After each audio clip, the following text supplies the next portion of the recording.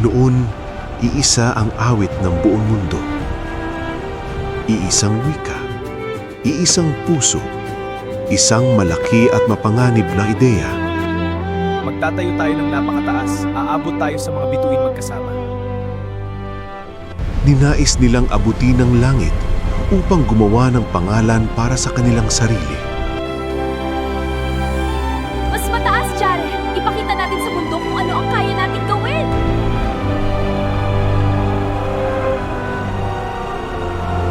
Ngunit nakita ng manlilikha ang kanilang kayabangan at pinili niyang guluhin ang lahat.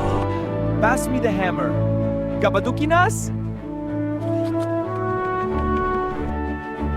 Sing-sang wow?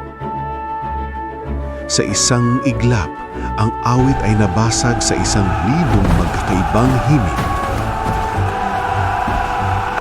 Walang nakaunawa, walang nakapagtayo.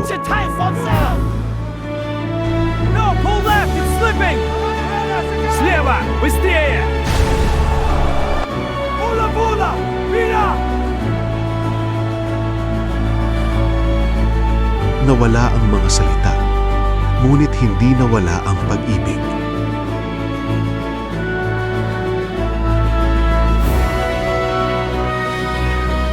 Iniwan ng dakilang lungsod. Ang tore, isang nag-iisang multo. Nagkalat sila sa mga sulok ng mundo. Dala ang kanilang mga bagong awit. Bumagsak ang tore, ngunit nagsimula ang mundo. Kung may natutunan ka sa kwentong ito, i-like, i-share, at sundan ang aming page para sa mas marami pang Bible stories.